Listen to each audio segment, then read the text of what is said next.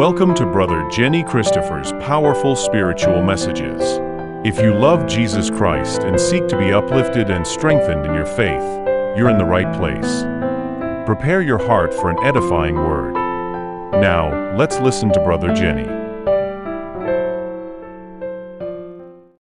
దేవుని బిడ్డలారా, ఈ కూడికలకు మీరు పెట్టుకున్న పేరేంటంటే విశ్వాస ఉజ్జీవ సభలు అనుంది. అంటే అర్థం ఏంటి? విశ్వాసులకు ఏర్పాటు చేసిన ఉజ్జీవ సభలు అన్నమాట. ఉజ్జీవం ఎవరికి? జీవం ఉన్నోడికి. జీవం లేనోడికి పునరుద్ధాన సభలు అనాలి. జీవం లేనోడు అంటే చచ్చినోడు అనమాట కదా. కొంత జీవం ఉంటే ఉజ్జీవింపజేస్తారన్నమాట. రివైవల్ అంటున్నాం కదా. మీరు ఇంగ్లీష్ మాట ఏంటంటే రివైవల్ మీటింగ్స్ అని. కొన ప్రాణంతో హార్ట్ అటాక్ వచ్చి కొన ప్రాణంతో ఉన్నోడిని హాస్పిటల్ అడ్మిట్ చేస్తే, ఐసీయూలో వేస్తే, మనం ఆ ఐసీయూ బయట తారట్లాడుతూ ఉంటాం, డాక్టర్ గారు ఏం చెప్తారా అని. కాసేపటికి డాక్టర్ గారు బయటకు వస్తాడు. మనం కంగారుగా ఆయన దగ్గరికి వెళ్ళి, డాక్టర్ గారు మా నాన్నగారికి ఎలాగుంది, మా అమ్మగారికి ఎలాగుంది అని అడిగితే, వీఆర్ ట్రయింగ్ టు రివైవ్ అంటాడు. ట్రయింగ్ టు రివైవ్ అంటే అర్థం ఏంటంటే అతన్ని మళ్ళీ ఉజ్జీవింపజేయడానికి ప్రయత్నం చేస్తున్నాం. కొంత ప్రాణం ఉందన్నమాట లోపల. చచ్చాడు అనుకో, ఇక ట్రయింగ్ టు రివైవ్ అనరు, సారీ అంటారు. ఆ వ్యక్తి చనిపోతే డాక్టర్ గారు బయటకు వచ్చి సారీ అండి ఇంకేం చేయలేము అంటాడు అనమాట. ఇప్పుడు నేను ఆలోచిస్తుంది ఏంటంటే మీ అందరిలో జీవం ఉందని అనుకుంటున్నా. ఆమెనండి. జీవం ఉంది కనుక ఈ జీవాన్ని కాస్త ఉజ్జీవింపజేయడానికి ఈ ఉజ్జీవ సభలు అనమాట. ఈ ఉజ్జీవ సభలు అనమాట విశ్వాసుల కొరకే ఏర్పాటు చేయబడినటువంటి సభలు. ఇది కేవలం సంఘస్థులకే, ఇక బయట వాళ్ళు రావాల్సిన పనే లేదు. ఇది మన కోసమే. కనుక నేనేం చేస్తానంటే ఈ 3 రోజులు ఇలాగ మాట్లాడతాను మీతో. నేను ఈ మొదటి ప్రసంగంలో అసలు విశ్వాసి అంటే ఎవరో చెప్తాను. ఇప్పుడు రాత్రికి విశ్వాసి ప్రార్థనకి విశ్వాసికి ఉన్న సంబంధం ఏంటి అది చెప్తాను రాత్రికి. ఆ తర్వాత రేపు ఉదయం విశ్వాసికి లోకానికి ఉన్న సంబంధం ఏంటి. మనం ఈ లోకంలోనే ఉంటున్నాం విశ్వాసులంగా, కనుక మనం ఎలాగ ఉండాలి ఈ లోకంలో. విశ్వాసికి లోకానికి ఉన్నటువంటి సంబంధం ఏంటో రేపు ఉదయం మాట్లాడతాను. రేపు రాత్రి దేవుని చిత్తమైతే విశ్వాసికి పరిశుద్ధాత్మకు ఉన్నటువంటి సంబంధం. అంటే పరిశుద్ధాత్ముడు విశ్వాస జీవితంలో ఎలా పనిచేస్తాడు అది చెప్తాను మీకు రేపు రాత్రి చెప్తాను. విశ్వాసికి పరిశుద్ధాత్మకు ఉన్నటువంటి సంబంధం. ఇక ఆదివారం ఉదయం విశ్వాసి సంఘానికి విశ్వాసికి ఉన్నటువంటి సంబంధం. ఇప్పుడే అందిన వార్త ఏంటంటే నేను 2 ఆరాధనలో మాట్లాడాలి కనుక సో ఒక ఆరాధనలో ఈ సందేశం ఇస్తాను. విశ్వాసికి ఆ తర్వాత సంఘానికి ఉన్నటువంటి సంబంధం ఏంటి, ఎలాగుండాలి మనం అనేది చెప్తాను. ఇంకొక సందేశం ఏంటో ప్రభువుని అడిగి చెప్తా తర్వాత. అర్థమైందా? నాకు ఇప్పుడే తెలిసింది కనుక నేను ప్రభువుని అడిగిన తర్వాత చెప్తాను. ఇక ఆదివారం రాత్రి టోటల్గా వేరైనటువంటి ఒక సంబంధం, ఒక ప్రసంగాన్ని మీకు అందజేస్తాను. అది తర్వాత చెప్తాను. మొత్తం మీదకైతే ఆ ప్రసంగం రెడీగా ఉంది. ఆ సంగతి ఏంటో తర్వాత ఇప్పుడే చెప్తే భయపడతారని చెప్పట్లేదు. అది ఆ అంశం ఇప్పుడే చెప్పను, రేపు రాత్రికి చెప్తాలేండి. ఆదివారం రాత్రి ఏం చెప్తాననేది. సో ఇప్పుడు మన అంశం ఏంటన్నాను? విశ్వాసి అంటే ఎవరు? ఒకసారి మీరు కొరింథీయులకు రాసిన 2వ పత్రిక తీయండి. 13వ అధ్యాయం అంటే చివరి అధ్యాయం, 167 పేజ్ నెంబర్ 167. కొరింథీయులకు రాసిన 2వ పత్రిక 13వ అధ్యాయం 5వ వచనం.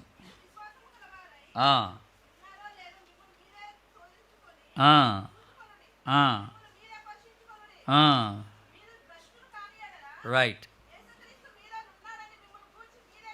చాలండి, చాలు. మీరు విశ్వాసము గలవారై ఉన్నారో లేదో మీకు ఒకటి చెప్పాల్సిన పని లేదన్నాడు. మిమ్మల్ని మీరే శోధించుకొని పరీక్షించుకొని చూసుకోండి అన్నాడు. నువ్వు విశ్వాసివి కాదబ్బాయి, నువ్వు విశ్వాసివి అబ్బాయి అని ఒకటి చెప్పాల్సిన పని లేదు. నాకే తెలవాలి నేను విశ్వాసనా కాదా అని. నా మటుకు నన్ను నేను పరీక్ష చేసుకోవాలా. విశ్వాసికి తగిన లక్షణాలు నాలో ఉన్నాయా లేదా, విశ్వాసికి తగిన జీవితం నాకుందా లేదా, అది నన్ను నేను పరీక్షించుకొని చూసుకోవాలన్నాడు. మీరు భ్రష్టులు అయిపోతే ఇంకా మీరు విశ్వాసులు కానట్టే అని అన్నాడు. భ్రష్టులు కాకపోతే మీరు విశ్వాసులే అన్నాడు. ఆ భ్రష్టులు అవడం అంటే ఏంటో కొద్దిగా ఆగి చెప్తాను. కానీ ఇప్పుడు మనం ఆలోచన చేస్తుంది ఏంటంటే, విశ్వాసులుగా అసలు మనకి ఆ లక్షణాలు ఉన్నాయా లేదా, మన విశ్వాసులమని ఎందుకు అంటున్నాం, దేన్ని బట్టి నువ్వు విశ్వాసం అని చెప్పుకుంటున్నావు బయట, ఇది ప్రశ్న. కనుక మొట్టమొదటిగా నేనేం చేస్తానంటే అసలు విశ్వాసం అంటే ఎవరో చెప్తాను. ఆ తదుపరి విశ్వాసికి ఉండాల్సినటువంటి 4 లక్షణాలు చెప్తాను. ఆ తర్వాత ఆ 4 లక్షణాలు మనలో ఉన్నాయో లేదో మనం చూసుకుందాం, పరీక్ష చేసుకుందాం. దాన్ని బట్టి కొంత మనకు అర్థమవుద్ది మనం ఎక్కడున్నామన్నది.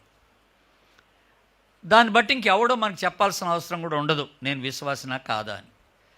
ప్రస్తుతానికి అసలు విశ్వాసం అంటే ఎవరో అనేది ఒకసారి ఆలోచన చేద్దాం. మనందరికీ తెలిసిన విషయాలే కొన్ని చెప్తాను మీకు. మనందరికీ బాగా కంటతొచ్చి ఇక్కడ కింద కూర్చున్న యవనస్తులు కంట చెప్పండి. యోహాను 1:12. గుట్టకలు మిగుతున్నారేంటి, అయిపోయింది అయ్యా. తన్నెందరు అంగీకరించిరో అనగా తన నామమందు విశ్వాసముంచు ప్రతి వారికిని దేవుని పిల్లలగుటకు ఆయన అధికారం. తన్నెందరు అంగీకరించిరో, విశ్వాసులు అంటే ఎవరు, యేసు ప్రభువుని అంగీకరించిన వారు. క్రమం తప్పకుండా మందిరానికి వచ్చేవాళ్ళు కాదు, క్రమం తప్పకుండా కానుకలు వేసేవాళ్ళు కాదు, క్రమం తప్పకుండా ఉదయం సాయంత్రం ప్రార్థన చేసుకునేవాళ్ళు కాదు.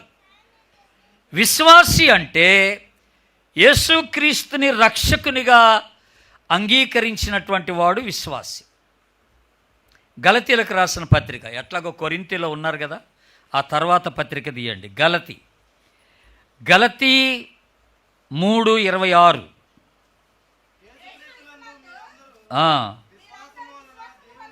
కరెక్ట్. విశ్వాసము వలన దేవుని కుమారులు, విశ్వాసం వలన దేవుని కుమార్తెలు. ఇది మనం గమనిస్తున్నాం. దేవుని మూలముగా మనం పుట్టిన వాళ్ళం అన్నమాట. రెండవది, దేవుని మూలంగా పుట్టిన వాళ్ళం మనంతా. యేసుక్రీస్తునందు తిరిగి జన్మించిన వారం. అందుకనే మనల్ని విశ్వాసులు అన్నారు. అలాగే యేసుక్రీస్తునందు తిరిగి జన్మించబట్టి మనం ఆయన బిడ్డలమైపోయామంట. ఆయన కుమారులుగా, ఆయన కుమార్తెలనుగా దేవుడు మనల్ని ఆయన అంగీకరించినాడంట. ఎంత గొప్ప భాగ్యం అది. ఆ తర్వాత మాట చదవం, 27.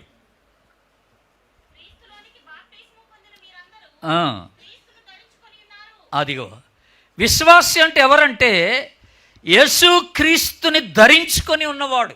అందరూ ఆమేనండి.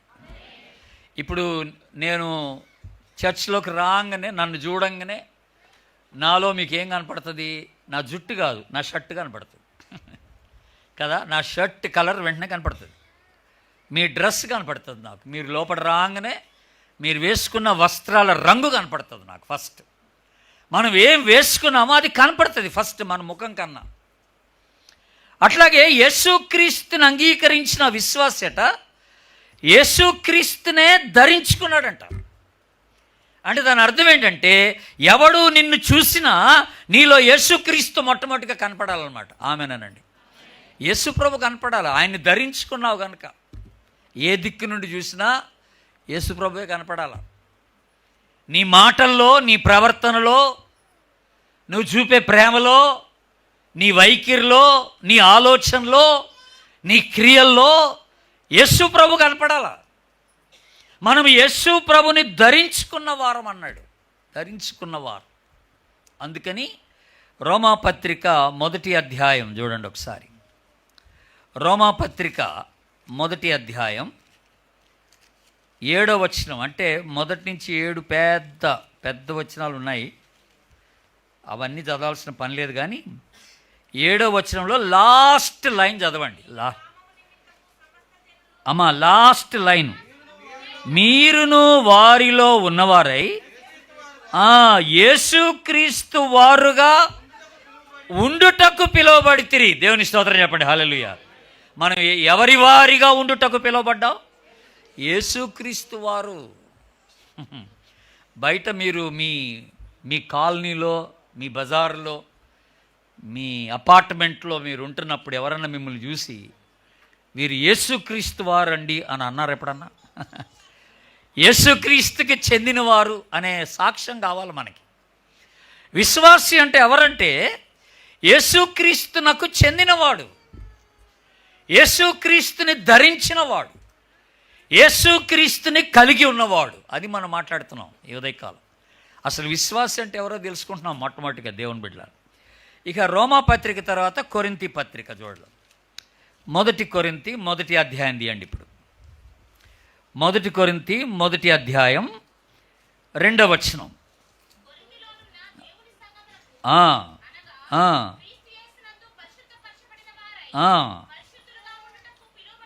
చాలండి, చక్కగా ఆపండి అక్కడ. దేవుని సంఘం. సంఘం అంటే ఎవరు? విశ్వాసుల సమూహం కదా. సంఘం అంటే విశ్వాసుల సమూహం. ఇప్పుడు ఈ సంఘాన్ని ఎలాగా ఇక్కడ వివరిస్తున్నాడనంటే, ఈ సంఘం అంటే ఎవరంటే క్రీస్తు యేసునందు పరిశుద్ధపరచబడిన వారై పరిశుద్ధులుగా ఉండుటకు పిలువబడిన వారు. దేవుని స్తోత్రం చెప్పండి, హల్లెలూయా. అంటే ఒకప్పుడు మనం యేసు ప్రభు దగ్గరకు వచ్చి మన పాపాలు ఒప్పేసుకున్నప్పుడు యేసుక్రీస్తు రక్తంలో మనల్ని కడిగేశాడు, అప్పుడు పరిశుద్ధపరచబడ్డాం. అది సరిపోదట. ఆ పరిశుద్ధపరచబడడం సరిపోదన్నాడు. ఇప్పుడు ఆ తర్వాత ఏం చేయాలంట? పరిశుద్ధపరచబడిన వారై పరిశుద్ధంగా ఉండుటకు పిలువబడిన వారు. ప్రతి దినం పరిశుద్ధంగా జీవించట కొరకు మనం పిలువబడిన వారు. అదనమాట. మళ్ళీ చచ్చేంత వరకు పరిశుద్ధత ఉండాలి మనలో, ఆయన వచ్చేంత వరకు పరిశుద్ధత కనపడాలి మనం. ఇదనమాట. పరిశుద్ధంగా జీవించడానికి పిలువబడినటువంటి వాడే విశ్వాసి. అప్పుడెప్పుడో రక్షింపబడ్డాను, నా పాపాలు క్షమించబడ్డాయి, నేను పరిశుద్ధుడిని అనుకుంటే కుదరదు.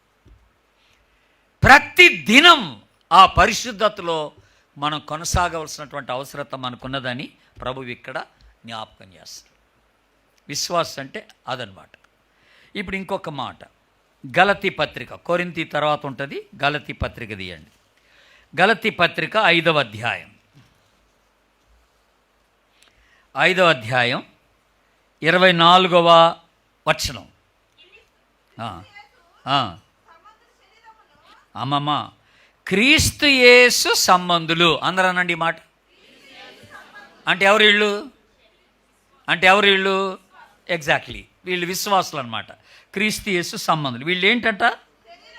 శరీరమును దాని ఇచ్చలతోనూ దురాశలతోనూ సిలువ వేసి ఉన్నారు. ఆమెనండి, నిజమేనా? శరీర కోరికలు సిలువేయబడ్డాయా? శరీర ఇచ్చలు సిలువేయబడ్డాయా? విశ్వాస అనేవాడు ఎవడంటే శరీర ఆశయాల్ని సిలువేసేసుకున్నాడు అనమాట, చంపేశాడనమాట, సిలువలో చంపిపడేశాడనమాట. ఇది ప్రాచీన స్వభావం. అంటే మన ప్రాచీన స్వభావం ఏంటంటే పాపపు స్వభావం. నేను యేసు ప్రభుని అంగీకరించినప్పుడు నాలో ఉన్నది ఏంటి? ప్రాచీన స్వభావం, పాపపు స్వభావం. ఆ స్వభావం నాలో ఉండబట్టి పదే పదే పాపానికి లోనైపోయాను నేను. కానీ యేసు ప్రభు వచ్చిన తర్వాత ఏం చేశాడు? ఆ స్వభావాన్ని శిలువలో చంపేసి నేను యేసు ప్రభుని అంగీకరించినందుకు యేసు ప్రభు యొక్క స్వభావాన్ని నాకు ఇచ్చాడు. దేవుని స్తోత్రం చెప్పండి, హల్లెలూయా. అదనమాట సంగతి ఇక్కడ. యేసు ప్రభు స్వభావం నాకు వచ్చేసింది అనమాట. కనుక విశ్వాస అనేవాడు ఆ శరీర ఇచ్చల్ని చంపేసినోడు, శరీర కోరికలంట పడిపోడు, శరీర ఆశయాలను నెరవేర్చడు. ఆ శరీరానికి అడిగే సంబంధం లేదు ఇంకా. అందుకని రోమా 6:6 చూడండి. రోమా 6:6 6వ అధ్యాయం 6వ వచనం. కాకుండానట్లు నిరర్ధకమగునట్లు ఏ స్వభావమా? ప్రాచీన స్వభావం ఏమైంది? ఆయనతో కూడా సిలువ వేయబడింది. దేవుని స్తోత్రం చెప్పండి, హల్లెలూయా. మన ప్రాచీన స్వభావం పోయింది. నేను ఒక బైబిల్ కాలేజీలో బోధిస్తున్నప్పుడు ఒక ఆయన పొడుగ్గుండేవాడు. ఆయన ఇక్కడ మన కృష్ణా జిల్లానే, మీ కృష్ణా జిల్లానే, ఇది పెనగంచిపూలు. ఆయనది పెనగంచిపూలుకి చెందినవాడు. పొడుగ్గుంటాడు ఆయన, చాలా పొడుగు ఎత్తుగా. ఆ క్లాస్లో అస్సలు మాట్లాడు, నమ్రతగా ఉంటాడనమాట, మౌనంగా ఉంటాడనమాట. ఏదైనా ప్రశ్న అడిగితే ఆ ప్రశ్నకు మాత్రం సమాధానం చెప్తాడు, ఏం మాట్లాడి. ఇక టీ బ్రేక్లో కానీ భోజనం సమయం ఎవరితో ఎక్కువ మాట్లాడు, మౌనంగా ఉంటాడు. చాలా నమ్రత. బాబు అసలు ఏట్రా ఇంత మౌనంగా ఉన్నాడు, ఇంత నమ్రతగా ఉన్నాడు అని అనుకుంటా ఉన్నాడు. నేను ఒకసారి ఏం చేశానంటే ఆ కాలేజీలో వాళ్ళ దగ్గర ఆ స్టూడెంట్స్కి నాకు రోజుకొకళ్ళు సాక్ష్యం చెప్పాలని చెప్పా. ఓ పావుగంట రోజుకొకళ్ళు సాక్ష్యం చెప్పండి, మీ సాక్ష్యం వినాలని ఉందన్న. అందరూ చెప్పడం మొదలెట్టారు. ఒకరోజు ఈయన సమయం వచ్చింది సాక్ష్యం చెప్పడానికి. ఇప్పుడు గట్ట వచ్చి నిలబడి ఏమన్నాడు తెలుసండి? నేను 20 మందిని చంపేశాను అన్నాడు. రౌడీ షీటర్ అంట పెనగంచిపూల్లో. నేను రౌడీ షీటర్, ప్రభువుని ఎరగక ముందు 20 మందిని చంపేశాను అన్నాడు. ఆ ఊరిలో ఎవడో ఇంకెవడనో చంపేస్తే ఇతని మీద కేసు వేశారట, ఇతనే చంపాడని. ఆ ఒక్కడిని ఈడు చంపలేదట పాపం, ఈయన మీద కేసు వేసాడు. అయితే ఈయన తీసుకెళ్ళి వరంగల్ జైల్లో పడేశారు. దేవుని మహాకృప చేత వరంగల్ జైల్లో ఒక దైవజనుడు వెళ్ళి సువార్త చెప్తే అక్కడే యేసుప్రభుని అంగీకరించాడు. దేవుని స్తోత్రం చెప్పడాలి.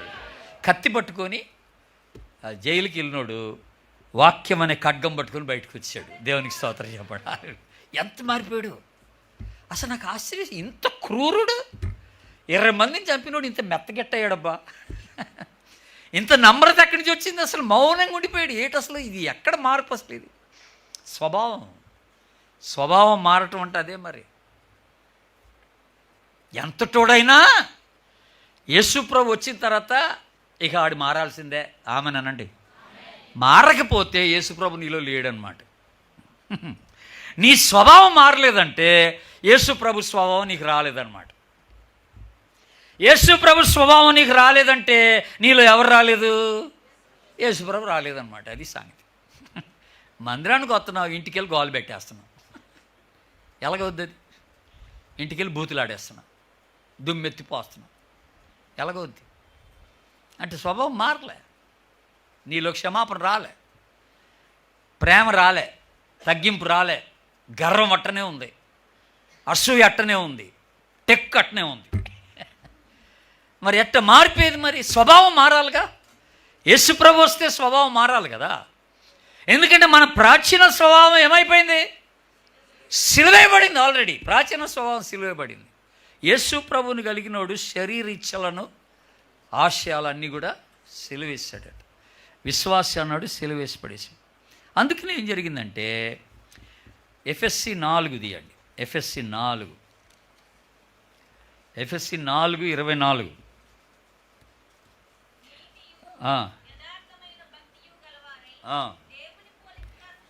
బడిన నవీన స్వభావమును ధరించుకొనవలెను. దేవునికి స్తోత్రం. ఏ స్వభావం? ఈ నవీన స్వభావం ఎవరిది? ఇది మనం ఇందాక ఒక మాట అన్నాం. విశ్వాసం అనేవాడు ఎవరంటే క్రీస్తుని ధరించుకున్నవాడు అని అన్నాను ఇందాక. ఈ క్రీస్తుని ధరించుకున్నవాడు ఏం ధరించుకున్నాడంట? ఈ నవీన స్వభావాన్ని ధరించుకున్నాడు అనమాట. అది సంగతి. యేసుప్రభు యొక్క స్వభావం నూతన స్వభావం. ఆ నూతన స్వభావాన్ని ధరించుకున్నాడు. విశ్వాసిగా ఆ స్వభావంలో మార్పు రాకపోతే ఎక్కడో దెబ్బతింటుంది వ్యవహారం. అదనమాట. నువ్వు అర్థం చేసుకోవాలి. ఇంకా నా స్వభావంలో మార్పు రాలేదు ఏట్రా, ఇంకా నాలో తగ్గింపు లేదు ఏట్రా, నేను ఇంకా క్షమించలేకపోతున్నానేంటి మా అత్తగారిని, మా కోడల్ని ఇలాగ అనుకోవాలి నువ్వు. అదనమాట. నిన్ననే పాపం ఒక అమ్మాయిని, వరంగల్ అమ్మాయి నాకు మెసేజ్ పెట్టింది. ఆ అమ్మాయి పెళ్లి కాకముందు నాకు తెలుసు. ఆ అమ్మాయిని చేసుకున్నాడు కూడా నాకు తెలుసు, యవనస్తుడు. ఆడు తీరా పెళ్లి చేసుకున్న టైంకి కట్నం తీసుకున్నాడంట అమ్మాయి దగ్గర. ఇద్దరు ప్రేమించుకున్నారు, పెళ్లి చేసుకున్నారు, ఇద్దరు విశ్వాసులే.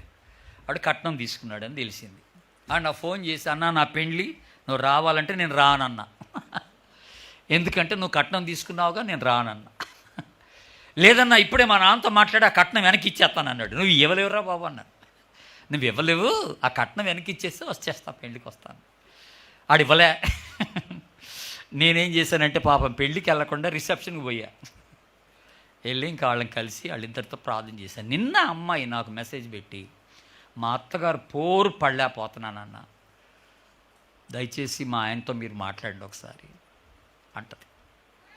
నిన్న ఆడికి కాల్ చేశాను. నేను ఆగస్టు 1న వరంగల్ వస్తున్నా, నీతో కొంచెంసేపు మాట్లాడాలరా బాబు అంటే మంచిదన్న. వాడి గుండెలో రాయబడి ఉంటుంది ఇప్పుడు, నీతో కొంచెంసేపు మాట్లాడాలరా బాబు అన్నాను. అందుకే రెడీగా ఉండన్నాను. కొన్నిసార్లు ఇలాగ ఉంటుంది. విశ్వాసులు అయినప్పుడు మనలో తగ్గింపు కనపడుతుంది, ఎదుటి వ్యక్తిలో ఉండదు. అది విశ్వాసులు కానివారు లోకరీతిగానే ప్రవర్తిస్తారు, కానీ విశ్వాస అయిన వాడు తగ్గించుకోవాలి, భరించాలి, క్షమించాలి, అంగీకరించాలి. ఇప్పుడు అత్త కోడలు ఇద్దరు విశ్వాసులు కాకపోతే ఇక ఏం చెండే, మొత్తం గొడవే, ఇక అక్కడ ఏం తొందర ఏం లేదు. ఇక మరి ఇద్దరిలో ఒకళ్ళు విశ్వాస అయితే, మరి ఇద్దరు విశ్వాసులు అయితే, ఇప్పుడు ఇద్దరు ఇక్కడికి వచ్చారనుకోండి, మళ్ళీ ఇద్దరు ఇంటికి వెళ్ళి గొడవ పెట్టేసుకుంటే అవుద్దా? అవ్వదు. కనుక విశ్వాసం అన్నప్పుడు కొంత మార్పు అనేది కనపడాలి. దేవుని బిడ్డలారా, నూతన స్వభావం అనేది కనపడాలి. రోమ కంట చెప్పండి, బైబిల్ తీయొద్దు, కంట చెప్పండి 8:14. వామ్మో, చూసావరమ్మా, చూసారా? అందుకనే గబా గబా చదువుతున్నారే, చూడకుండా చెప్పమన్నా వెళ్ళని. అది దేవుని ఆత్మ చేత ఎందరు నడిపింపబడుదురో వారందరూ దేవుని కుమారులు. దేవుని ఆత్మ చేత నడిపించబడేవాడు విశ్వాసం. అది రేపు రాత్రి చెప్తాను మీకు. ఆత్మచేత నడిపించబడటం అంటే ఏంటో రేపు రాత్రి చెప్తాను. అర్థమైందా? ఇప్పుడు అన్ని విశ్వాసకి సంబంధించిన అంశాలే మాట్లాడుకుంటాం ఈ 3 రోజులు. రాత్రికి ప్రార్థన గురించి చెప్తాం. విశ్వాసకి ప్రార్థనకున్న సంబంధం ఏంటి, మన ప్రార్థన జీవితం ఎలాగ ఉండాలో చెప్తాను రాత్రికి. ఇందాక మనం కొరింథీ పత్రిక చదువుకున్నప్పుడు ఒక మాట చదివాం, అక్కడ తీయండి ఒకసారి.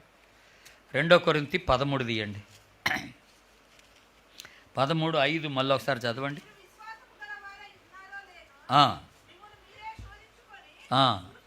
ఓకే,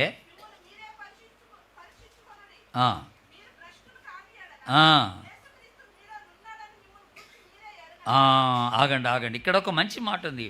మీరు భ్రష్టులు కాని ఎడల, భ్రష్టులు అయితే మీలో యేసు ప్రభు లేడన్నట్టు లెక్క. భ్రష్టులు అయితే, భ్రష్టులు అంటే అర్థం ఏంటి తెలుసా అండి? ఇక్కడ భ్రష్టులు అంటే విశ్వాసం నుండి వెనకబడిన వాళ్ళని అర్థం అన్నమాట, పడిపోయిన వాళ్ళని. బ్యాక్ స్లైడర్స్ అంటాం ఇంగ్లీష్లో. బ్యాక్ స్లైడింగ్ అంటే విశ్వాసం నుండి పడిపోవడం అన్నమాట. ఒకప్పుడు బాగానే ఉన్నాం ప్రభువుని అంగీకరించిన క్రొత్త దినాల్లో. ఇక రాను ఏమైపోయిందనంటే ఈ విశ్వాస జీవితం నుండి తొలగిపోయాం అన్నమాట, వెనక్కి పడిపోయాం అన్నమాట. ప్రార్థన తక్కువైపోయింది, వాక్యం తక్కువైపోయింది, ఆరాధన తక్కువైపోయింది, సాక్ష్యం దెబ్బతింటుంది, ఇవన్నీ జరిగిపోతాయి, బలహీనం అయిపోతాం అన్నమాట. విశ్వాసము నుండి తొట్టిల్లుట అంటారు. భ్రష్టత్వం అంటే అదనమాట. మీరు భ్రష్టులైతే యేసుప్రభు లేనట్టే అని అన్నాడు. భ్రష్టులు కాని ఎడల క్రీస్తు మీలో ఉన్నట్టే. వెనకబడిన స్థితి, తొట్టిల్లిన స్థితి అని మాట మాట్లాడుతున్నాను అనమాట. బ్యాక్ స్లైడింగ్ అని అంటే విశ్వాసములో భ్రష్టులు కాని ఎడల మంచిదన్నాడు. ఇప్పుడు నా ప్రశ్న ఏంటంటే, మీరు భ్రష్టులుగా ఉన్నారా, భ్రష్టులు కాకుండా ఉన్నారా అనేది ప్రశ్న. ఇంకా విశ్వాసంలోనే సాగుతున్నారా లేకపోతే పడిపోయారా? ఇది ప్రశ్న, మనం అడగాల్సినటువంటి ప్రశ్న ఇది. మనల్ని మనం పరీక్ష చేసుకోమన్నాడుగా. మిమ్మల్ని మీరే పరీక్ష చేసుకోండి, విశ్వాసం గలవారై ఉన్నారో లేదో. ఒకళ్ళు మీకు చెప్పాల్సిన పని లేదన్నాడు. ఒకళ్ళు మీకు చెప్పాల్సిన పని లేదు. విశ్వాసిగా జీవిస్తున్నప్పుడు ఒక మామూలుగా 4 మాటలు చెప్పి ఆ తర్వాత 4 గుర్తులు చెప్తాను మీకు. 4 మాటలు ఏంటంటే, దేవునితో సంబంధం కలిగి ఉండాలి విశ్వాసి. ఇది మొదటి మాట. దేవునితో సన్నిహిత సంబంధం కలిగి ఉండాలి విశ్వాసి అనేవాడు. ఎలాగ సంబంధం ఎలాగొస్తుంది దేవునితో? ప్రార్థన ద్వారా, వాక్యం చదువుట ద్వారా, దేవునితో ఎక్కువ సమయం గడుపుట ద్వారా సంబంధం పెరుగుతుంది. అంతే కదా. సో విశ్వాసికి క్రీస్తుకి సంబంధం బాగుండాల. నువ్వు ఎవరితో ఎక్కువ సమయం గడుపుతున్నావు అన్నది ప్రశ్న. యేసు ప్రభుతో ఎంత సమయం గడుపుతున్నావు అన్నది ప్రశ్న. దినమంతట్లో ఆయనకిచ్చే సమయం ఎంత, అది నువ్వు ఆలోచన చేసుకో. రెండోది, విశ్వాసి యేసుక్రీస్తుని తన జీవితంలో కేంద్రంగా ఉంచుకున్నాడు అనమాట. He keeps Christ in the centre of his life అనే మాట. యేసుక్రీస్తు కేంద్రం అవ్వాలా. నా జీవితంలో మూల స్థితిలో ప్రభు ఉండాలా, ఆయనే కేంద్రమై ఉండాలా. నేను ఏది మాట్లాడినా, ఏది చేసినా, ఎక్కడికి వెళ్ళినా, ఏ నిర్ణయం తీసుకున్నా యేసుక్రీస్తుని సంప్రదించే అది తీసుకోవాలా. అందరూ ఆమేనండి. ఆయనే కేంద్రం నా జీవితానికి, ఆయనే ముఖ్యం. ప్రథమ స్థానంలో ఆయన ఉండాలా నా జీవితానికి. విశ్వాస జీవితానికి యేసుక్రీస్తే ప్రథమ స్థానంలో ఉండాలి. విశ్వాసి దేవుని పైన ఆధారపడాలా, మనుషుల పైన కాదు, పరిస్థితుల పైన కాదు, డబ్బు పైన కాదు, రాజకీయ నాయకుల పైన కాదు, అధికారుల పైన కాదు ఆధారపడేది. విశ్వాసికి గుర్తేంటనంటే వాడు యేసు ప్రభు పైన ఆధారపడేవాడుగా ఉంటున్నాడు అన్నమాట. అది కూడా ఒకటి మీరు గుర్తుపెట్టుకోవాల్సినటువంటి. విశ్వాసి అనేవాడు నిత్యము దేవుణ్ణి సంతోషపెట్టగలిగిన వాడై ఉండాలి. ఆమెనేనండి. నేను ఏ చేసినా ప్రభువుని సంతోషపెట్టడానికి చేయాలి. కనుక మనం అడగాల్సిన ప్రశ్న ఏంటంటే, ఇప్పుడు నేను జీవిస్తున్న జీవితం ప్రభుకి ఇష్టమైందా లేదా? నేను మాట్లాడే పద్ధతి ప్రభుకి ఇష్టమా కాదా? నేను చేసే పనులు ప్రభుకి ఇష్టమా కాదా? నేను వెళ్ళే స్థలాలు ప్రభుకి ఇష్టమైనయా కాదా? కనుక ఆయనకి ఏది ఇష్టమో అదే చేయాలి మనం. 2 కొరింథీ 5:9 చూడండి ఒకసారి. ఇప్పుడు ఎలాగో 2 కొరింథీలో ఉన్నారు కదా, 5వ అధ్యాయం 9వ వచనం చూడండి ఒకసారి. 8వ వచనం చూడండి. 8, 9 కలిసి చదవండి.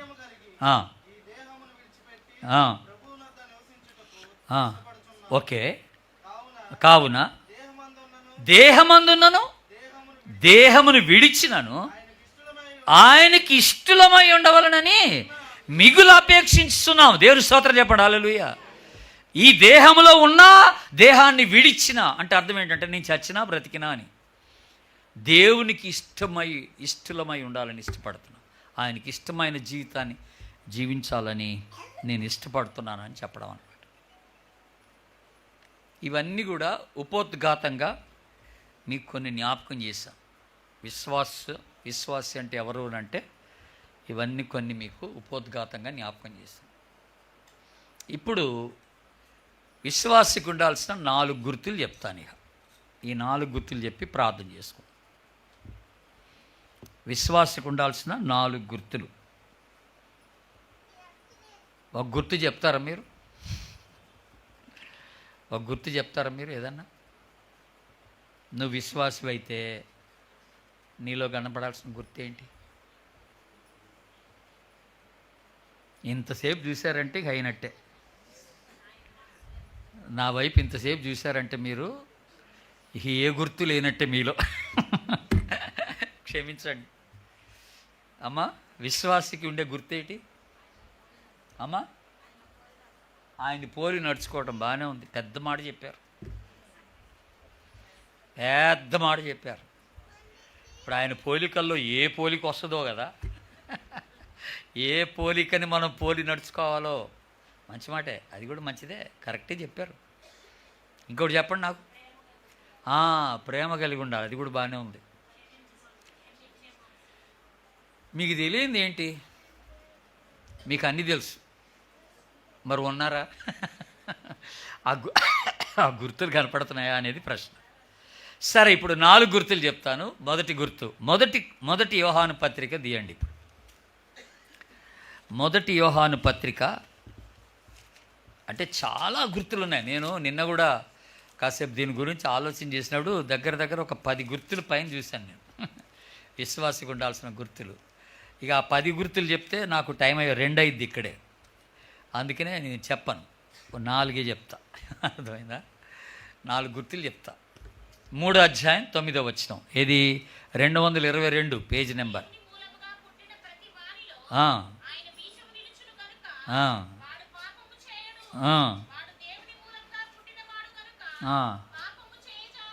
అబ్బో, ఎంత బాగా చదివారమ్మా మీరు. పాపము చేయడు అన్నారు, మంచిగా చెప్పారు, మంచిగా చదివారు. ఎంత ఖచ్చితంగా చెప్పారో, చదవడం కూడా బాగా చదివారు. ఏంటంటే విశ్వాసికి మొదటి గుర్తు ఏంటంటే పాపము చేయడు ప్లస్ చేయజాలడు. 2 మాటలు ఉపయోగించాడు యోహాను.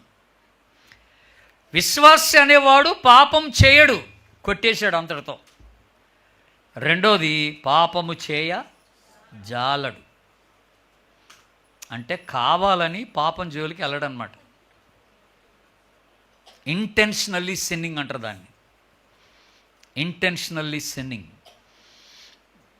కావాలని పాపం దగ్గరికి వెళ్ళిపోవడం. తాగడం మానేసిన తర్వాత బార్ షాప్కి ఎందుకు వెళ్ళాలి? సిగరెట్ మానిన తర్వాత పాన్ షాప్కి ఎందుకు వెళ్ళాలి? అంటే ఆ ప్రాంగణాల్లో కనపడ్డనమాట విశ్వాసి. ఎక్కడికి వెళ్తే నేను శోధింపబడతానని అనుకుంటాడో అక్కడికి వెళ్ళడు విశ్వాసి. ఎవరితో తిరిగితే నేను పాపంలో పడిపోతాను అనుకుంటాడో ఆడితో తిరగడు విశ్వాసి. పాపము చేయ జాలడంటే అదే, తన్ను తాను జాగ్రత్తగా చూసుకుంటాడనమాట. పాప సంబంధమైన పరిస్థితులకి దూరంగా ఉండటానికి ప్రయత్నం చేస్తాడు. ఇప్పుడు 2వ అధ్యాయం లాస్ట్ వచ్చిన చూడండి.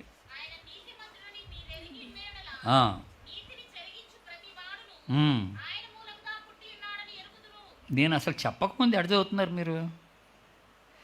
నా సెంటెన్స్ కంప్లీట్ కాకముందు చదివేస్తున్నారు. మీ దృష్టి అక్కడికి వెళ్ళిపోతుంది గబుక్కుని. భలే చదువుతున్నారే. నీతిమంతుడని మీరు ఎరిగి ఉన్న ఎడల నీతిని జరిగించు ప్రతివాడు ఆయన మూలంగా పుట్టినాడు. దేవునికి స్తోత్రం చెప్పండి. హల్లెలూయా. అంటే విశ్వాసి పాపానికి దూరంగా ఉండటం మాత్రం కాదు, కానీ నీతికి దగ్గర అవుతాడని, నీతియుక్తమైన జీవితాన్ని అలవర్చుకుంటాడనమాట విశ్వాసి. ఇంకొక మన భాషలో చెప్పాలంటే పరిశుద్ధంగా ఉంటాడనమాట. అది సంగతి.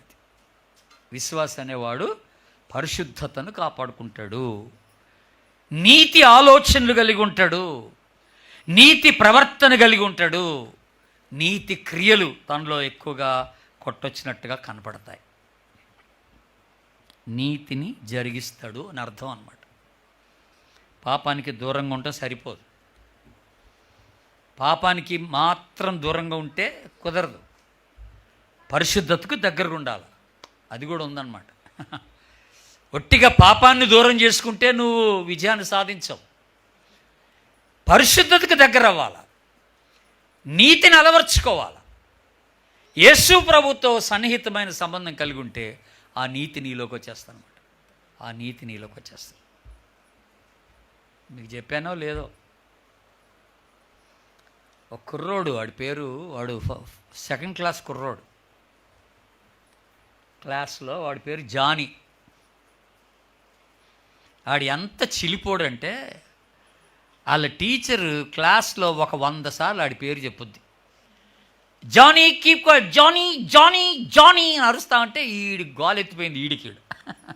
Johnny stand up on the bench, Johnny shut up your mouth, Johnny sit down, Johnny you're a bad boy, Johnny you're a bad boy అని వాడిని తిడతా ఉంటే ఒకరోజు క్లాస్ అంతా అయిపోయిన తర్వాత అందరూ వెళ్ళిపోయారంట, టీచర్ ఒక్కడే ఉన్నాడంట, ఈడు ఒక్కడే ఉన్నాడు. ఈడు టీచర్ దగ్గరికి వెళ్ళాడంట. ఈడు ఒక్కడే టీచర్ గారి దగ్గరికి వెళ్ళి చేతులు కట్టుకొని నిలబడి, teacher you are very good అన్నాడంట. నువ్వు చాలా మంచిదాను అన్నాడంట. టీచర్ గారికి ఆశ్చర్యం కలిగింది, ఇది ఎట్రా ఈడు ఏం మాట్లాడుతున్నాడు, అరే ఏమైందిరా నీకన్నా.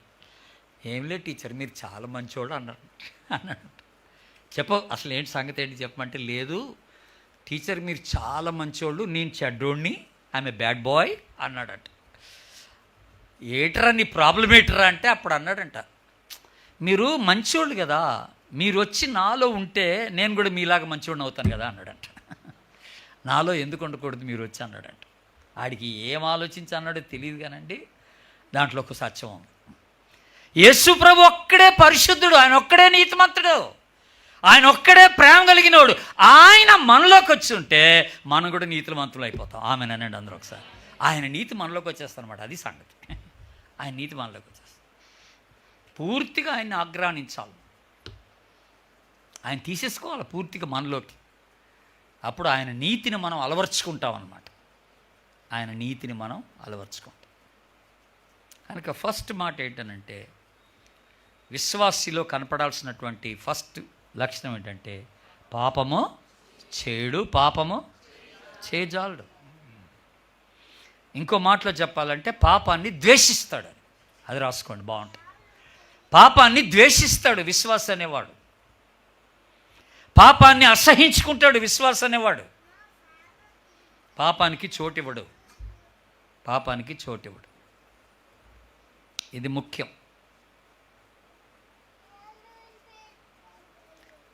కొలసీ పత్రికలో అంటే ఒక మాట ఉంది, దీనికి సంబంధించి చూద్దామండి. కొలసీ పత్రిక 3వ అధ్యాయం చూడండి ఒకసారి. కొలసీ పత్రిక 3వ అధ్యాయం 5వ వచనం చూడండి.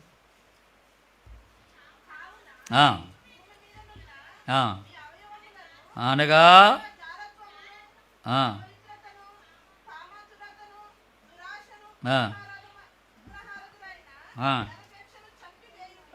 ఏం చేయమన్నాడు? అందరు చెప్పండి, ఏం చేయమన్నాడు? దేన్ని చంపాలా? జారత్వం, అపవిత్రత, కామాతురత, దురాశ, ధనాపేక్ష. చంపడం అంటే ఏంటి? భర్తను చంపిన భార్య అని న్యూస్ వస్తుంది న్యూస్ పేపర్లో, కోడల్ని చంపిన అత్త అని వస్తుంది. ఇప్పుడు భర్తను చంపిందంటే దాని అర్థం వేసారిపోయిందనమాట, విసుగెత్తిపోయిందనమాట ఆడితో. ఇక నా వల్ల కాదు, వీడితో బ్రతకలేను అనుకుందనమాట. ఆడిని చూస్తే అసహ్యం అనమాట. ఒక చల్లని పూట ఆడు పడుకోగా ఆడిని నరికేసింది అనమాట. అది సంగతి. ఆడు పడుకొని ఉండగా గొడ్డలు పెట్టి కొట్టేసింది, చచ్చిపోయాడు. ఒక వ్యక్తిని చంపాలంటే ముందు ఆ వ్యక్తిని ద్వేషించాలి. పాపాన్ని చంపాలంటే పాపాన్ని ద్వేషించాలి, పాపాన్ని అసహించుకోవాలా. చంపేయండి అన్నాడు కదా ఇక్కడ, చంపేయండి అన్నాడుగా. ఇలా ఎప్పుడు చంపగలం? దాన్ని అసహించుకున్నప్పుడే, ఛీ అన్నప్పుడే, దీంతో నాకు సంబంధం లేదురా అన్నప్పుడే చంపగలవు. దాన్ని ప్రేమిస్తూ చంపాలంటే కష్టం, దాన్ని ఇష్టపడుతూ చంపాలంటే కష్టం కదా. కనుక పాపాన్ని అసహించుకోవడం నేర్చుకోవాలి విశ్వాసి. ఇది మొదటి గుర్తు. రెండో గుర్తు, మీరు చెప్పిన గుర్తుకే వద్దాం. 1 యోహాను 4వ అధ్యాయం. 1 యోహాను 4 223 7వ వచనం.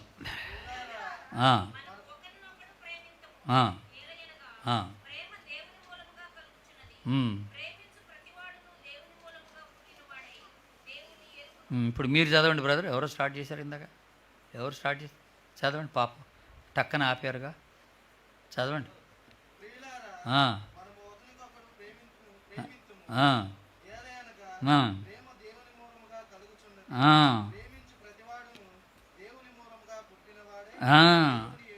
ప్రేమించేవాడు దేవుని మూలముగా పుట్టినవాడు. అందరూ ఆమెనండి. చూసారా? అంటే విశ్వాసంలో కనపడాల్సిన రెండవ లక్షణం ఏంటంటే ప్రేమే. ఎవరి పట్ల ప్రేమ చెప్పాలా? దేవుని పట్ల. ఫస్ట్ ఎవరి పట్ల? దేవుని పట్ల ప్రేమ ఉండాలి. నీ ప్రేమ దేవుని పట్ల కరెక్ట్గా ఉంటే ఇక అందరి పట్ల బాగానే ఉంటుంది. దేవుణ్ణి నువ్వు సరిగా ప్రేమించకపోతే కుదరదు.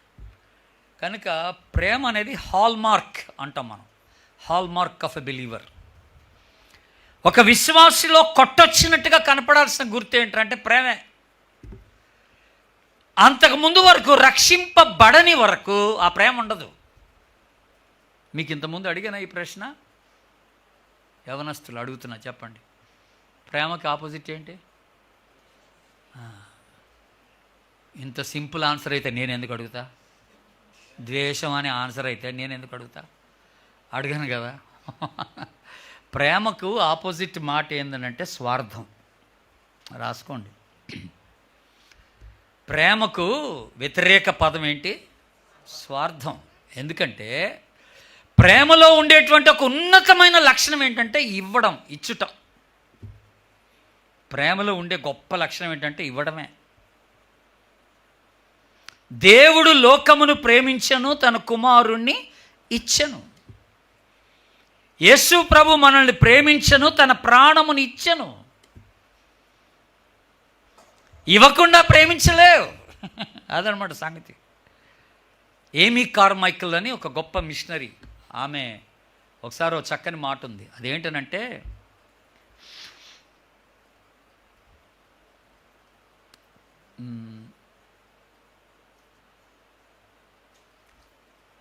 ప్రేమ లేకుండా ఇవ్వచ్చు కానీ ఇవ్వకుండా ప్రేమించలేము అంతే. ఇప్పుడు విన్నారు ఈ మాట? రాసుకోండి, ఫస్ట్ రాసుకోండి, తర్వాత అర్థం చెప్తా. ప్రేమ లేకుండా ఇవ్వచ్చు కానీ ఇవ్వకుండా ప్రేమించలేమట. You can give without loving, but you cannot love without giving అని అన్నదాన్ని. ప్రేమ లేకుండా ఇవ్వచ్చు కానీ ఇవ్వకుండా ప్రేమించలేము. You can give without loving, but you cannot love without giving. ఇప్పుడు బయటికి వెళ్ళంగానే బయట బిచ్చగాడు కనపడతాడుగా, బిచ్చగాడికి ఒక 10 రూపాయలు ఇస్తున్నారంటే ఆడి పట్ల ప్రేమ అక్కర్లేదు. 10 రూపాయలు ఇవ్వడంలో వాడి మీద ప్రేమ ఉండాల్సిన పని లేదు. అంటే ప్రేమ లేకుండా ఇచ్చేయచ్చు. కానీ ఎవడైనా నాలో క్రీస్తు ప్రేమ ఉన్నది అని చెప్తే ఆడు తప్పనిసరిగా ఇవ్వాల్సిందే.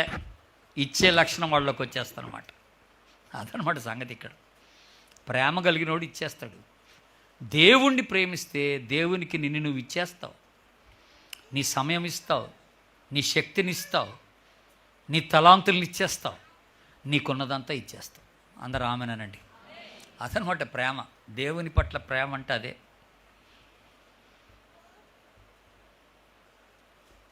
రెండు మాటలు, మంచి మాటలు, యేసుప్రభు అన్న మాటలు మీకు జ్ఞాపకం చేస్తా. మత్తయి సువార్త తీయండి ఇప్పుడు, 10వ అధ్యాయం. మత్తయి సువార్త 10వ అధ్యాయం 37వ వచనం. 37వ వచనం.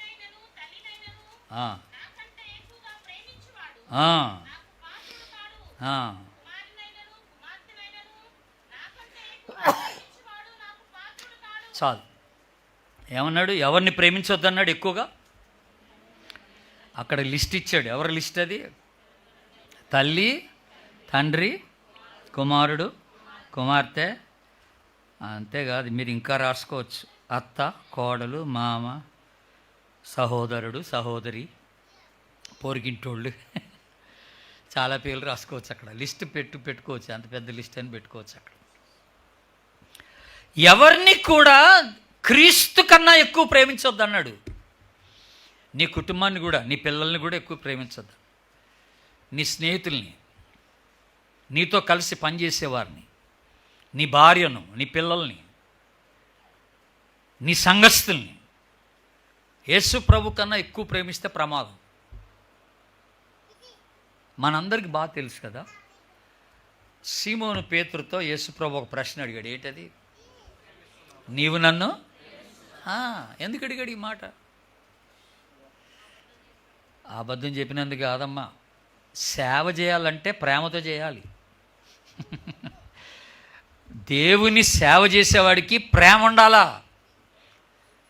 నీవు నన్ను ప్రేమిస్తున్నావా? అయితే నా గొర్రె పిల్లల్ని మేపమన్నాడు, కాయమన్నాడు. గొర్రెల్ని గొర్రె పిల్లలు. ప్రేమ లేకుండా ఈ పని చేయలేవు అబ్బాయి, నా గొర్రెలను చూసుకోలేవు. దేవుని పట్ల ప్రేమ లేకుండా సండే స్కూల్ తీసుకోలేవు. దేవుని పట్ల ప్రేమ లేకుండా యూత్ ప్రోగ్రాం నడిపించలేవు. దేవుని పట్ల ప్రేమ లేకుండా అవుట్ రీచ్ మినిస్ట్రీ అని సేవ చేయలేవు. బయటికి వెళ్ళి ఒక సంఘ నాయకుడిగా ఉండలేవు ప్రేమ లేకుండా. ఏదైనా ప్రేమతో జరగాలి. అందరూ ఆమెనండి. దేవుని పట్ల ప్రేమతో జరగాలి. Anything we do for God, we should do it out of love for God. అందుకనే పౌలు గారు చక్కని మాట అన్నాడు, క్రీస్తు ప్రేమ మమ్మును బలవంతము చేయుచున్నది అన్నాడు.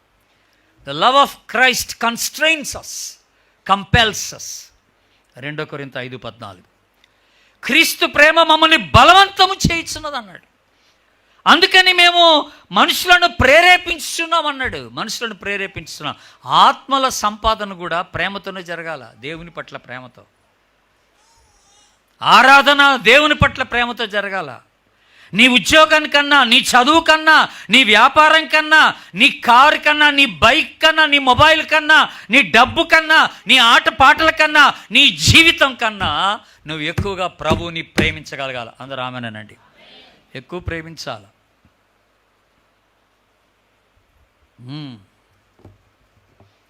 భద్రాచలంలో ఒక ఆయన ఇంటికి వెళ్తే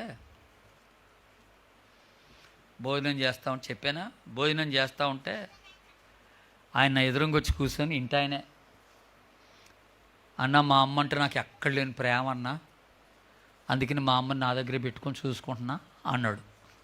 అంటే మంచిది బాబు అన్నాడు. అంటే వెంటనే ఏమన్నాడంటే, ఇప్పుడు అమ్మ పట్ల ప్రేమ ఉంది కనుక, అమ్మ నా ఎదురుంగా ఉంది కనుక నా ప్రేమ అంతా అమ్మ పట్ల చూపిస్తున్నా, మరి దేవుడు నా ఎదురుంగా లేడుగా, దేవుడిని అట్ట ప్రేమించాలన్నాడు. దేవుడు నా ఎదురుంగా లేడుగా, దేవుడిని అట్ట ప్రేమించాలన్నాడు. మా అమ్మ అంటే నా ఎదురుగా కనపడుతుంది, ఎట్ట ప్రేమించాలో నేను ప్రేమను చూపిస్తున్నా, మరి దేవుడు కనపట్లే కదా. మరి దేవుడిని ఎలా ప్రేమించాలంటే గబుక్కని అన్నం ఆపేసా, తినేవాడిని ఆ ముద్దాడ పడేసి బైబిల్ తీసుకురాపో అన్న. బైబిల్ పట్టుకొచ్చి నువ్వే తీయన్న. 1 యోహాను పత్రిక తీయమన్నా. మీరు తీయండి, తీయమంటే మిమ్మల్ని మీకు చెప్పడం అన్నమాట. 1 యోహాను పత్రిక 5వ అధ్యాయం 3వ వచనంలో ఏమనుంది? అది సంగతి. దేవుడిని ప్రేమించడం అంటే ఏంటి? అంతే, ఆయన చెప్పింది చేయడమే ఆయన్ని ప్రేమించటం. ఆయన కనపడాల్సిన పని లేదు. బైబిల్లో ఆయన మనకి ఏం చెప్పాడో అది చేయడమే ఆయన్ని ప్రేమించడం. సో రెండో గుర్తు ఏంటి? ప్రేమ. దేవుని పట్ల ప్రేమ. మొదటి గుర్తు ఏంటి? పాపాన్ని ద్వేషించడం. Very good. ఇప్పుడు మూడోది రోమా 12:2.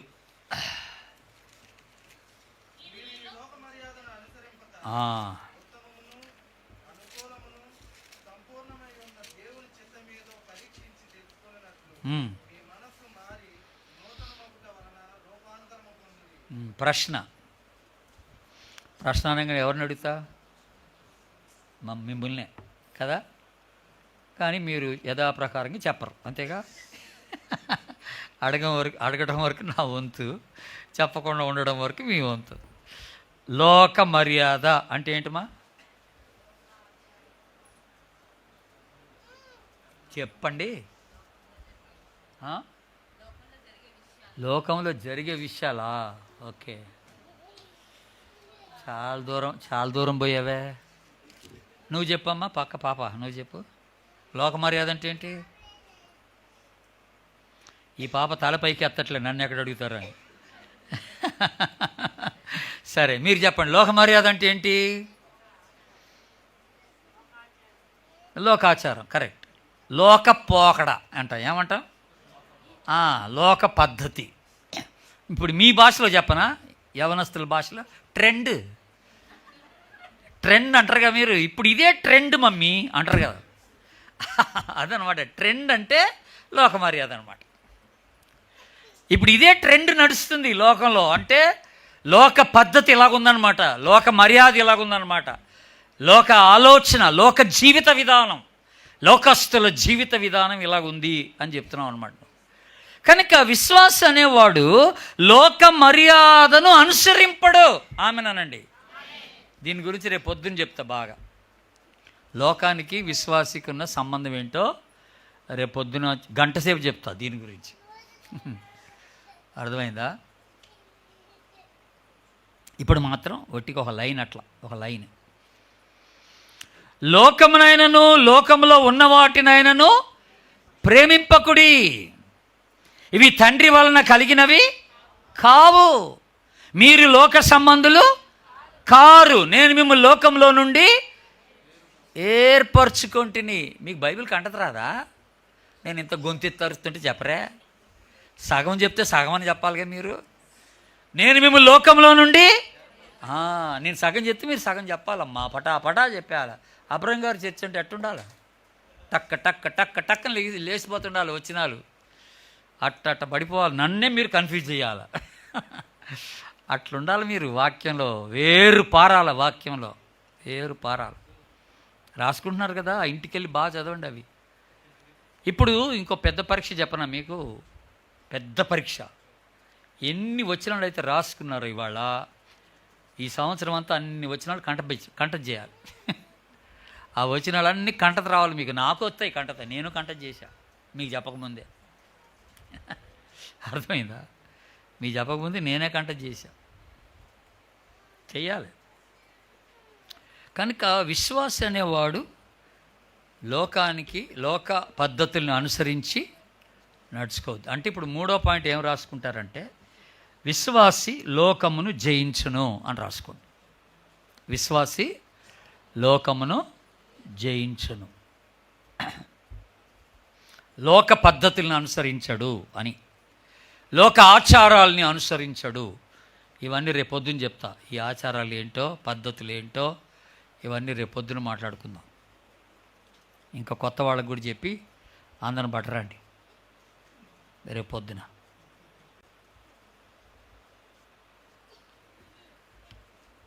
చివరిగా ఇంకో మాట చెప్తా. 1 యోహాను పత్రిక రండి. 1 యోహాను పత్రిక 5వ అధ్యాయం 224 పేజ్ నెంబర్, 5వ అధ్యాయం 18వ వచనం.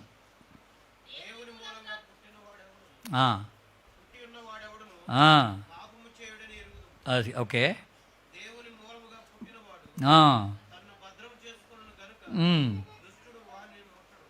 చాలు. దేవుని మూలముగా పుట్టినవాడు, 4వ పాయింట్, తన్ను భద్రము చేసుకొనును. అది రాసుకోండి. ఏం చేసుకుంటాడు? He guards himself, he protects himself అనే మాట. గార్డింగ్, ప్రొటెక్టింగ్ అనే మాట. దేవుని మూలంగా పుట్టినవాడు తన్ను భద్రం చేసుకుంటాడు. ఎవరి నుండి? దుష్టుని నుండి. కరెక్ట్.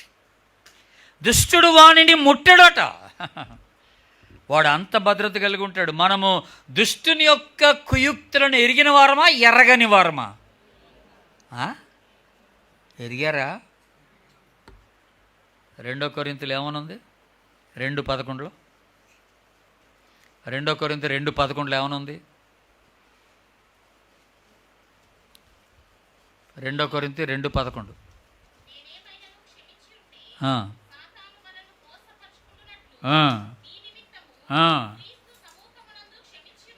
ఓకే.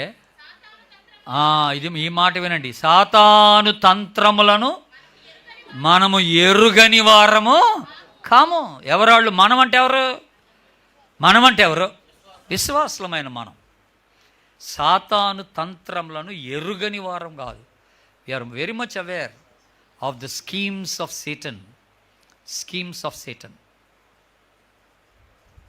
వాడు అనేక పద్ధతుల ద్వారా మన దగ్గరికి వస్తాడు. అనేక మార్గాలు ఎంపిక చేసుకుంటాడు మనల్ని తాకడానికి. అందుకనే బైబిల్లో చాలా స్పష్టంగా రాయబడిన మాట ఏంటంటే అపవాదికి, నేను ఒక మాట చెప్తే మీరు సగం చెప్పాలన్నాగా, అపవాదికి చోటు ఇవ్వద్దన్నాడు. Do not give a foothold. ఇంగ్లీష్లో ఏమన్నాడంటే, చోటు అనే దగ్గర ఇంగ్లీష్లో ఏమన్నాడంటే ఫుట్ హోల్డ్ అన్నాడు. ఫుట్ హోల్డ్ అంటే పాదం పెట్టుకోవడానికి స్థలం ఇవ్వద్దు అన్నాడు అపవాది. అంటే అపవాదికి పాదం పెట్టుకోవడానికి స్థలం ఇస్తే వాడు పూర్తిగా లోపలికి వస్తాడు. వాడు పూర్తిగా లోపలికి వచ్చేస్తాడు. ఒక్క కాలు పెట్టుకోవడానికి స్థలం ఇస్తే వాడు లోపలికి వచ్చేస్తాడు. ఎక్కడ సంధి వద్దన్నాడు సాతానికి. అదనమాట సంగతి. ఈ భార్య భర్తల జీవితాల మధ్యలో సాతానికి సంధి ఇవ్వకూడదు అసలు. అప్పుడు ఇంకా కుటుంబ జీవితాన్ని ఎవడేం చేయలేడు. ఇక ఆమెనండి, ఆడికి సంధిస్తే అయిపోయినట్టే. భార్య ఇచ్చినా భర్త ఇచ్చినా అయిపోయినట్టే. అపవాదికి చోటు ఇవ్వద్దన్నాడు.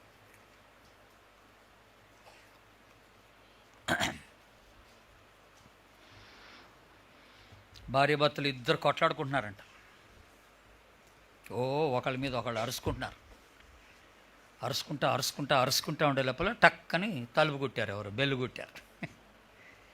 ఈ బెల్లు కొట్టింది ఎవర్రా అని భర్త పోయి తలుపు తెరిస్తే అబ్రహ్మయ్య గారు ఉన్నారు ఎదురుగా. అబ్రహ్మయ్య గారు ఎదురుగుండని వామ్మో అయ్యగారు వచ్చారు. ప్రైజ్ దిలాడండి, ప్రైజ్ దిలాడు అయ్యగారు, రెండు అనగానే భార్య కూడా ప్రైజ్ దిలాడని ముసుకేసుకొని ఆమెగారు ప్రైజ్ దిలాడు అని పోవే కాఫీ తీసురా, పోవే అది తీసురా, ఇద్దరు ఇస్తే ఆమె పరిగెత్తిపోయి ఆ బిస్కెట్లు తేవటం, కాఫీలు తేవటం, నీళ్లు తేవటం, హడావిడి చేస్తున్నారు ఇద్దరు. పాస్ట్ గారిని చూడగానే ఆ పాస్ట్ గారు ఎంత అన్యోన్యమో అనుకుంటున్నాడు ఆయన. వీళ్ళిద్దరు ఎంత అన్యోన్యమో. కాసేపు బాగా మంచిగా బిస్కెట్లు తిన్నాడు పాస్ట్ గారు, కాఫీ తాగాడు, మంచి ప్రార్థన చేసి ఇంత అన్యోన్యమైన జంటని ఇచ్చినందుకు వందనాలు దేవా అని ప్రార్థన చేసి బయటికి వెళ్ళిపోయాడు. భర్త గారు వెళ్ళి తలిపేసి ఇందాక ఏమన్నావే అన్నాడట. మళ్ళీ తలిపేసి ఇందాక ఏమన్నావు అన్నాడట. అక్కడెక్కడో ఆపేవంగా అని. అది అపవాదికి చోటు ఇవ్వకండి. అంటే విషయం ఏంటంటే, విచారం ఏంటంటే అండి, పాస్టర్ గారు వచ్చినప్పుడు భయపడ్డావు కదా. ఎందుకు భయపడ్డావు? పాస్టర్ గారు అని భయపడ్డావు కదా. అప్పుడు వేరుగా ప్రవర్తించావు. పాస్టర్ గారు పోయిన తర్వాత యేసుప్రభు లేడా? ఇక ఆయన అంటే భయం లేదు. ఇక మరి ఇది ఈ ప్రవర్తన ఏంటి మరి? పాస్టర్ గారు పోయిన తర్వాత ఈ అరుపులు ఏంటి అంటే నీకు ఆ భయం లేదు. యేసుప్రభు ఉన్నాడు మాతో అని భయం లేదనమాట నీకు. పాస్టర్ గారిని చూస్తే భయపడ్డాడివి, మరి యేసుప్రభు ఉన్నాడు అన్నప్పుడు భయపడాలి కదా. యేసు మాతోనే ఉన్నాడు అన్నప్పుడు భయపడాలి కదా. సాతాను అట్ట పట్టేసుకుంటున్నాడు మనల్ని. తను తాను ఏం చేసుకుంటాడు? భద్రం చేసుకొనును. వాడు కుయుక్తిపరుడు, మనం ఇంకా వాడికన్నా అధికమైన తెలివి కలిగిన వాళ్ళమై ఉండాలి. వాడు ఏ దిక్కున వస్తున్నాడో కనుక్కోవాలి, తెలుసుకోవాలి, ఆయన రానీయకుండా చూసుకోవాలి. ఇప్పుడు 4 గుర్తులు చెప్పండి. ఏంటవి? మొట్టమొదటిదిగా పాపాన్ని అసహించుకుంటాడు. రెండోది దేవుణ్ణి ప్రేమిస్తాడు. మూడోది లోక మర్యాదను అనుసరింపడు. నాలుగోది తను తాను భద్రం చేసుకో. అట్టి కృప పరిశుద్ధాత్మ దేవుడు మనందరికీ దయచేయునుగాక. Hi, thanks for watching. I hope you were blessed by the sermon. If this message touched your heart, please share your thoughts in the comments and don't forget to subscribe. Tune in every Sunday at 7 p.m. on my channel. In Christ, your brother Jenny.